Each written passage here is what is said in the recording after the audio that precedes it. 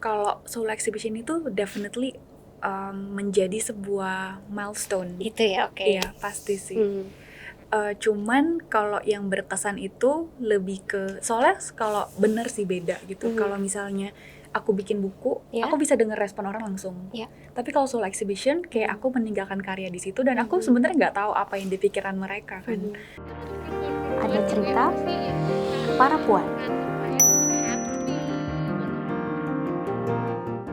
Kalau sampai akhirnya masuk memang kuliah desain grafis dan iklan ya? Iya. Nah, itu karena triggernya dari mana?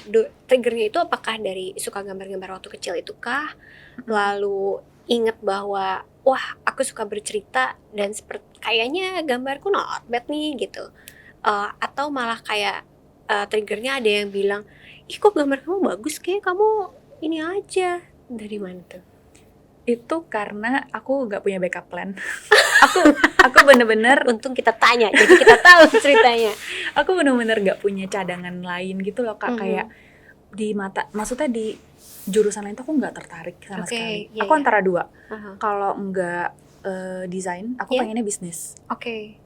Sama satu lagi psikolog sih sebenarnya. Iya. Oh, oke. Tapi sebenarnya tuh nggak ada dorongan untuk art, malahan papa sama mamaku tuh melarang aku untuk ngambil jurusan art.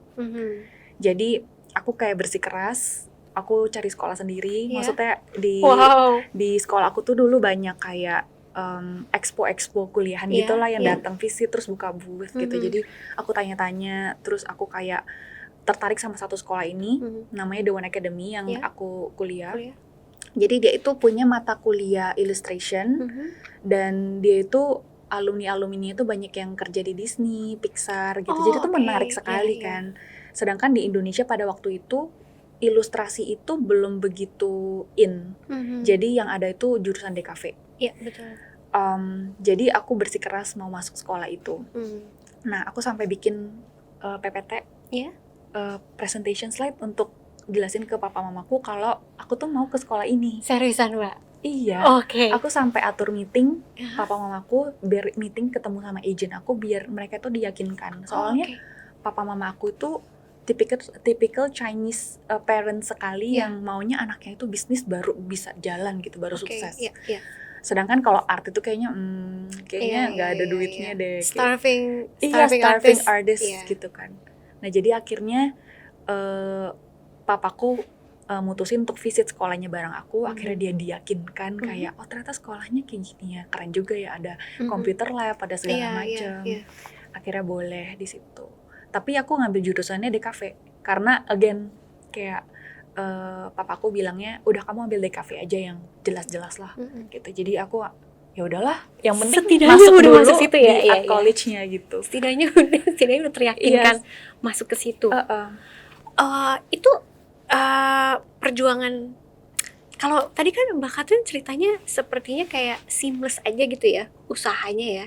Oke sih, sampai bikin PowerPoint sih ya gitu. Itu sesuatu banget loh gitu. Tapi momen-momen itu cukup ini nggak sih, cukup apa ya, kayak nerve-wracking mungkin karena pingin banget. Tapi ya seringkali kan kalau di keluarga Asia itu orang tua kayak punya kendali full ya. Dan mereka sangat punya kemampuan untuk menyetir enggak lah ini gitu. Itu bukan hal mudah dong pasti Mbak di masa itu. Kepikiran banget sampai ada nangis-nangisnya. Ya pasti. Apalagi ya kalau misalnya The One Academy di tahun aku kuliah tuh tahun 2011. Itu sangat tidak meyakinkan Kak tempat kuliahnya. Jadi bener terkenal, tapi kecil banget, kayak di ruko-ruko. Terus dari luar itu kelihatannya kayak ini beneran tempat kuliahan. Iya, oke. Jadi pas papa aku visit, dia tuh masih skeptical sekali gitu. Jadi kita udah jadwalkan visit hari setelahnya. Jadi kita datang sehari sebelum mau lihat-lihat daerah. Bener-bener papaku kayak, aduh kamu nggak usah di sini deh, kamu ke Sunway aja yang terkenal. Iya. Sunway kan udah jelas university, bagus. Aku sampai getol, sampai nangis-nangis, sampai kesel banget, sampai doa juga. Jadi kayak bener-bener kayak udahlah kalau misalnya memang berserah, kayak udahlah berserah aja. Kalau misalnya memang Tuhan maunya aku di sini ya udah gitu. Akhirnya besoknya baru visit itu, baru papaku teryakinkan. Jadi kayak papaku tuh lumayan keras, mamaku apalagi gitu. Jadi aku juga bersyukur juga sih, wah ternyata papaku mau juga ya aku kuliah di situ. Jadi lumayan cukup struggle sih. Tapi ada diminta jaminan gak sih kalau waktu Mbak Catherine oke, tapi Diminta gitu jaminan. suka-suka gitu ya, tapi A, B, C gitu. Negosiasinya biasanya sama orang tua begitu. Kan kita juga semua punya orang tua ya. Ketika kita mau jurusan tertentu, hal gitu suka terjadi tuh. Kayaknya papaku nggak minta sampai sedetail itu. Cuman aku kasih report nih Pak, nilaiku gitu. Ini loh tugas-tugas aku di sekolah gitu. Ini loh hasil-hasil karyaku di sekolah gitu. Jadi aku tetap berusaha supaya aku tuh tetap jadi maksudnya student yang baik gitu, nggak sia-siain mereka gitu. Jadi aku tetap kasih laporan, ini tugasku. Jadi mereka bisa lihat proses aku. Nah, ketika lalu misalnya akhirnya itu satu hal ya, kuliah. Sesudah kuliah kan ada kerja. Nah, itu kan sebenarnya ketakutan banyak orang tua Asia juga ya, kalau misalnya anak-anaknya ngambil kuliah yang nggak mainstream lah, yang berbau seni atau hal-hal yang lagi di masa itu mungkin cukup edgy lah kira-kira gitu ya. Pas akhirnya udah udah lulus nih, apakah orang tua lalu mari kita lihat, coba buktikan juga bahwa memang tidak akan starving tadi? Pasti sih, mungkin ya. Cuman again tadi aku mungkin kayak buktikan dulu gitu kan ke papa, udah kasih report, udah kasih report. Akhirnya kebetulan memang pas aku lulus aku langsung diterima kerja di Kuala Lumpur. Waktu itu di Leo Burnett. Jadi mama kayak tenang gitu. Ternyata dia yang deg-degan pas aku mau freelance. Kan aku kerja di situ 1,5 tahun, dapat gajinya stable dan oke kan. Tapi habis aku freelance itu tuh yang mama agak deg-degan gitu. Ini udah masuk ke tahap kedua ya, tahap kedua, freelancing. Iya, freelancing. Cuman again aku yakinin mama kayak, "Ma udah gak usah khawatir. Pokoknya setiap project aku selalu laporan. Mam ini loh aku dapat project ini." Terus jadi orang tua juga kayaknya perlu diyakinkan gitu sih. Tapi malahan sekarang adik aku yang paling kecil, dia jadi dibolehin untuk ngelanjutin path aku gitu. Malahan dia dibolehin kuliah, padahal dia cowok kan. Biasanya cowok lebih dituntut lebih gitu kan. Jadi akhirnya dia boleh juga, akhirnya ngambil jurusan ilustrasi juga. Jadi mungkin mama ngelihatnya, oh berhasil juga ya, bisa juga. Jadi dia juga diizinin. Wow. Waktu ini kan ibaratnya akhirnya Mbak Catherine itu kan paving the way ya akhirnya buat adik. Atau bahkan mungkin juga buat sepupu-sepupu atau ponakan-ponakan yang mungkin mau ambil jurusan yang kurang lebih serupa gitu ya di keluarga. Ternyata Catherine tuh bisa loh gitu. Oh ternyata berarti jurusan seperti ini, pekerjaan jadi seniman, jadi ilustrator nggak seburuk yang di zaman kita dulu nih. Mungkin mereka pikirnya kayak gitu. Waktu Mbak nyiapin PPT, berusaha meyakinkan, sampai pasti tadi nangis-nangis juga, yang ada di situ ngebantu, nge-support gitu ya, encouraging Mbak Catherine waktu itu siapa Mbak? Ada kah? Mungkin kayak aku kalau cerita pasti sama temen sih. Tapi pada akhirnya papa mamaku juga supportive gitu. Sedari kecil sih aku ngelihatnya gitu. Support itu dalam bukan arti mungkin mereka tuh nggak pintar dalam berkata-kata gitu. Tapi they just let me be. Kayak pas aku gambar kecil, aku tuh nggak di kayak apaan sih itu nggak di discourage, gitu ya? Juga nggak di larang-larang, dibiarin aja gitu. Jadi aku dibiarin gambar berjam-jam karena aku suka. Pas SMA juga aku dibeliin sketchbook. Wow, iya itu dukungan sih, betul. Tapi memang deg-degannya, loh saya kira cuma hobi, tapi nih anak kok mau jadi desainer gitu kan. Cuman pada akhirnya mereka sebenarnya juga suportif sih. Aku diizinin ngambil art aja itu menurut aku kayak wow, mengenal karakter mereka ya. Kayak, tapi ya tapi yang namanya orang tua pasti ada advice tertentu yang mereka mau tanamkan ke kita. Cuma pada akhirnya mereka nggak memaksa aku. Soalnya ada loh Kak, kayak denger cerita temen aku juga yang mau nggak mau tetap dipaksa Iya ya. ngambil mungkin jurusan yang mereka nggak suka, meskipun mereka udah berkali-kali bilang nggak mau gitu. Tapi papa aku sama mama aku meskipun ada gesekan sedikit, tapi mereka tetap relain gitu dan tetap ikutin apa mauku. Dan itu menurut aku juga sebuah support yang oke sih, sampai sekarang juga aku sangat disupport sih. Wow, luar biasa. Kalau misalnya kita ngelihat lagi ke karya Mbak Catherine gitu ya, selalu muncul karakter perempuannya. Yang anaknya Mbak Catherine bilang apa? Mama. Selalu tiap kali lihat dia bilangnya mama ya, Mbak. Iya. Ini karakter kayak pemeran utamanya selalu, setidaknya yang paling banyak kita lihat perempuan. Sorry kalau misalnya ternyata ada yang nggak perempuan. Semuanya perempuan atau ada yang enggak? Tapi yang hampir semua memang perempuan. Hampir semuanya perempuan.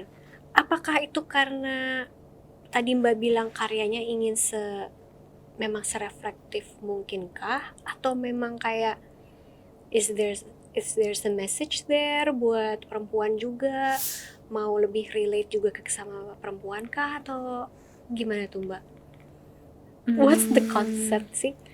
Kalau itu sih mungkin itu sih yang pertama sih, Kak, yang memang kebanyakan karya personal itu reflektif. Jadi perempuan itu secara nggak sadar tuh melambangkan diriku juga. Cuman memang karena aku perempuan, taste, color palette, mungkin elemen yang aku gambar itu ada unsur feminin di dalamnya. Jadi klien-klien yang datang ke aku juga kebanyakan menargetkan itu gitu untuk perempuan. Makanya tuh banyak karakter-karakter perempuan bahkan di buku juga, di cover book. Terus mungkin di ilustrasi untuk produk-produk, karena memang target mereka tuh perempuan dan mereka lihat kayak ada unsur feminin lah di dalam karya aku. Iya.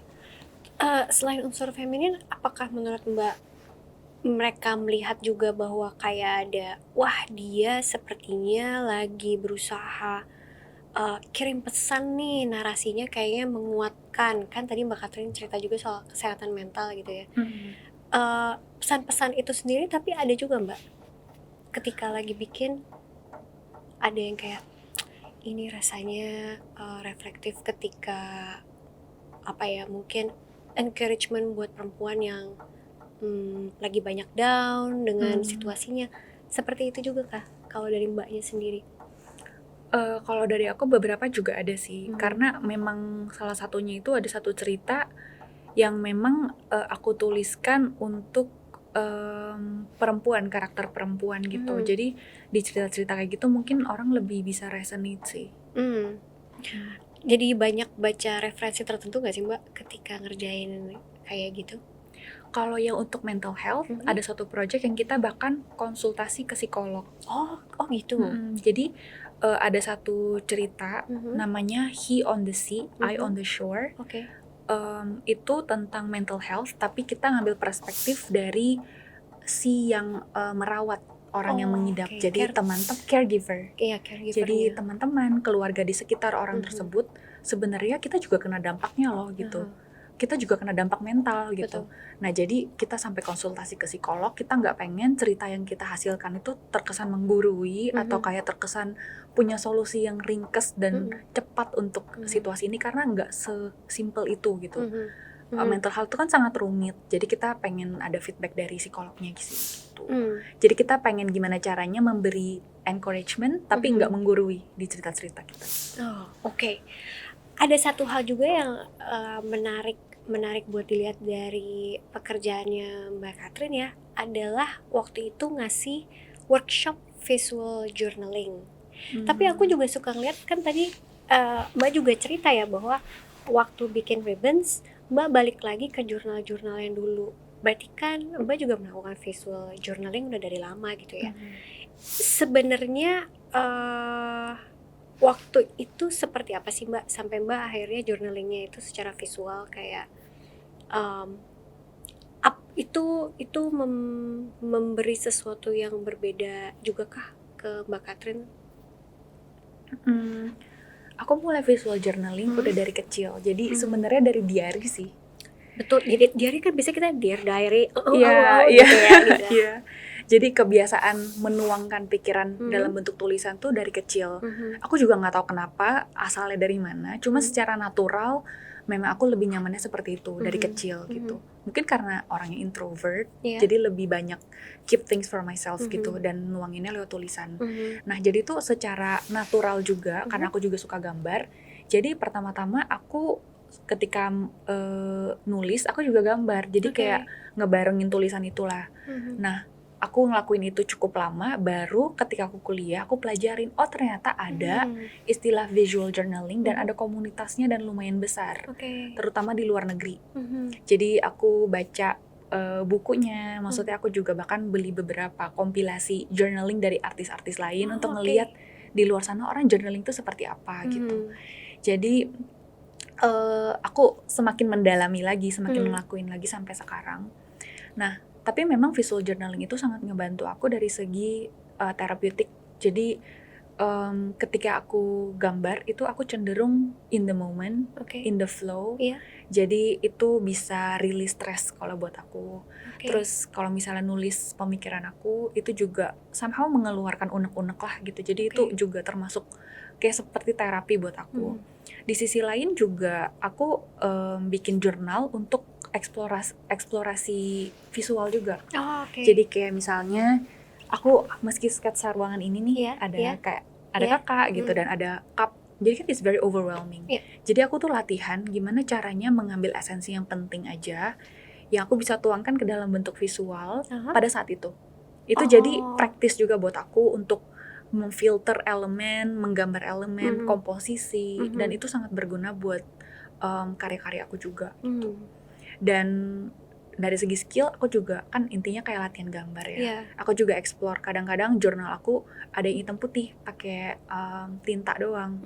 Ada juga yang berwarna pakai gouache atau watercolor. Jadi bener-bener playground aku lah gitu kalau jurnal. Tapi kan kalau Mbak Katrin tuh bisa gambar ya. Bagi yang tidak bisa gambar tuh tetap visual journaling kira-kira gimana tuh Mbak? Membantu juga atau? Pasti. Jadi visual journaling itu di luar sana itu tuh bisa pakai metode yang macam-macam. Jadi visual. Rasanya pengen ada kertas gitu ya. Terus kita praktekin. Bisa praktekin. Jadi bisa dari kolase. Misalnya kita gunting media, gunting tempel bisa. Bahkan nggak perlu serumit kayak gambar. Aku tuh suka kumpulin kayak misalnya kalau pergi ke jalan-jalan, kayak misalnya nonton museum, ada tiket museum aku kumpulin. Jadi itu juga termasuk visual yang bisa ditempelin di jurnal gitu. Jadi nggak melulu bisa gambar sih. Dan tadi efeknya apa Mbak bagi orang yang melakukan visual journaling?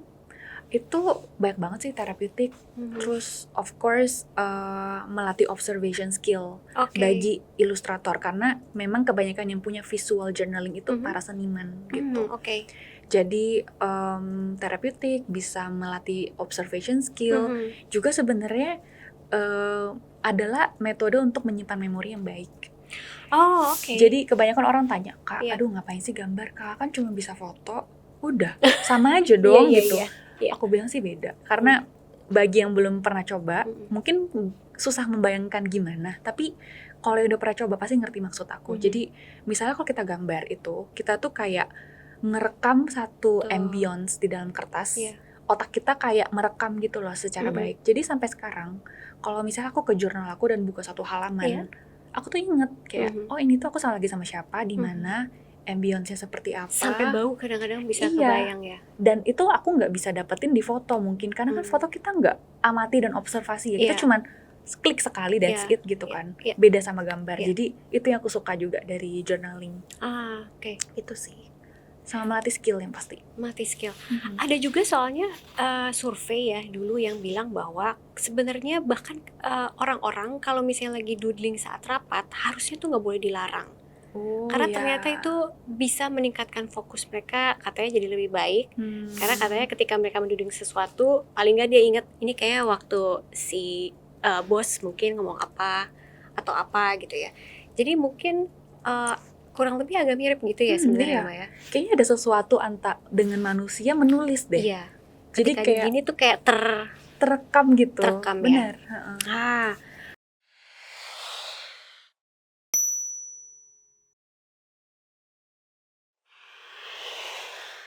Kalau shadow stories sebenarnya itu kita sebutnya mungkin book studio. Book studio. Jadi bisa dibilang kayak independent publishers gitu. Jadi shadow stories itu tuh dibikin oleh aku sama partner aku, namanya Keijen. Dia tuh orang Malaysia.